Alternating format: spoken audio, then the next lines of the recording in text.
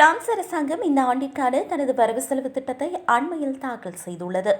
நாட்டின் பொருளாதார பற்றாக்குறையை குறைப்பதையும் மக்களின் நலன்களை பாதுகாப்பதையும் நோக்கமாக கொண்டு இந்த திட்டம் உருவாக்கப்பட்டுள்ளது.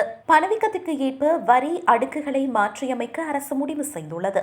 இதன் மூலம் சம்பள உயர்வு பெற்றாலும் அல்லது பணவீக்கம் அதிகரித்தாலும் மக்கள் அதிக வரி செலுத்த வேண்டிய சூழல் தவிர்க்கப்படும். குறைந்த வருமானம் ஈட்டும் சுமார் 30 லட்சம் தொழிலாளர்களுக்கு வழங்கப்படும் ஊக்கத்தொகையில் மாதம் 50 யூரோக்கள் வரை உயர்வு வழங்க யோசனை முன்வைக்கப்பட்டுள்ளது.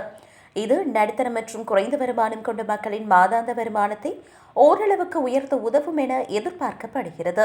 மாணவர்களின் நலன் கருதி €1 உணவு வழங்கும் திட்டம் தொடர்ந்து நீட்டிக்கப்படும் என்றும் அறிவிக்கப்பட்டுள்ளது. கல்வி மற்றும் இளைஞர் வேலை வாய்ப்புகளுக்கு முக்கியத்துவம் அளிக்கும் வகையில் தொழிற்பயிற்சி திட்டங்களுக்கு தேவையான நிதி ஒதுக்கீடும் என உறுதி செய்யப்பட்டுள்ளது. சுகாதாரத்துறையை பொறுத்தவரை சில மாற்றங்கள் மக்களுக்கு சுமையாக அமையலாம்.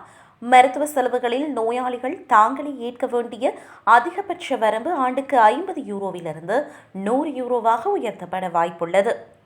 இதனால் மருந்துகள் மற்றும் மருத்துவ செலவுகளுக்கான செலவு சற்று அதிகரிக்கக்கூடும். சுற்றுச்சூழலை பாதுகாக்கும் நோக்கில் உள்ளூர் நிர்வாகங்கள் மேற்கொள்ளும் பசுமை திட்டங்களுக்கு கூடுதல் நிதி வழங்க அரசு தீர்மானித்துள்ளது.